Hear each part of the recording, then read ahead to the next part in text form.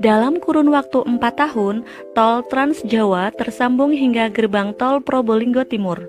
Total panjangnya hampir 900 km. Tidak heran apabila optimisme pun mencuat, sebab kini tinggal menuntaskan potongan kecil Pulau Jawa, yaitu tol Probolinggo Banyuwangi atau Probowangi dalam kurun waktu 1 hingga 2 tahun. Jalan tol Probolinggo Banyuwangi atau Probowangi yang ditarget rampung 2020 akan menjadi tol terindah di Indonesia.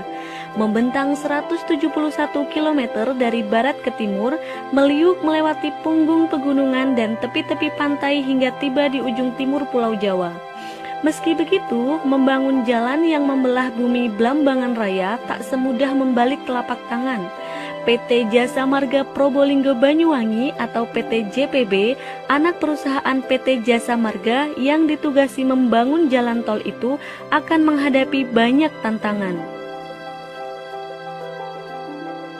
Bergerak ke timur selepas Desa Binor di Kecamatan Paiton, Probolinggo, tim konstruksi akan dihadang kaki pegunungan Iyang Argopuro di samping kompleks pembangkit listrik tenaga uap PLTU Paiton. Dulu, kawasan tersebut hanyalah tebing yang bertemu lautan. Kemudian dilakukan ekskavasi secukupnya untuk menyediakan ruang bagi instalasi PLTU dan Jalan Nasional Surabaya Banyuwangi. Selebihnya adalah hutan lebat dan perbukitan cadas. Kemudian, tol Probowangi akan meliuk mendaki punggung gunung lurus di areal sebelah selatan Jalan Nasional, melewati kompleks transmisi listrik PLTU Paiton. Gunung lurus tak semudah itu dilewati. Jika lembah tidak terlalu curam, jalan akan menuruni lembah. Namun, jika dianggap terlalu curam, akan dibangun jembatan layang. Rencananya, JPB membuat jembatan yang melayang di atas ceruk lembah Gunung Lurus. Kalau benar jadi, pemandangan akan seindah jembatan di tol Cipularang. Bukan hanya itu, di punggung Gunung Lurus dekat gerbang perbatasan Kabupaten Probolinggo dan Situbondo bakal dibangun rest area yang berdiri di ketinggian. Dari rest area tersebut, pengguna jalan tol bisa mendapatkan pemandangan Laut Selat Madura. Terus ke utara, jalan tol memasuki tantangan lain, yakni melintasi Gunung Ringgit alias Gunung Putri Tidur di kawasan Pasir Putih, Bungatan, Situbondo. Selepas besuki saja, sudah terlihat leher dan dagu sang Putri Tidur, menjulang tinggi di kejauhan. Pengguna jalan tol bisa menikmati pemandangan sawah di bawah kaki pegunungan dari rest area Melandingan.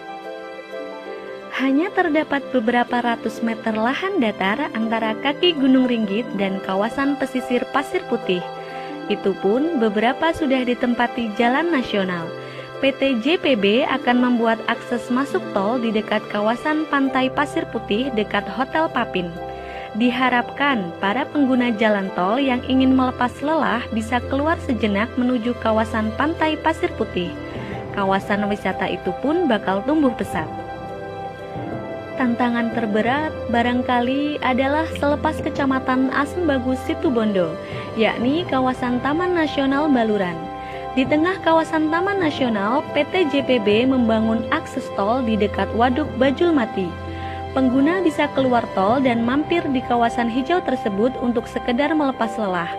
Ke timur lagi, sebuah rest area akan dibangun di dekat kawasan Pantai Watu Dodol, lagi-lagi dengan pemandangan laut yang luar biasa.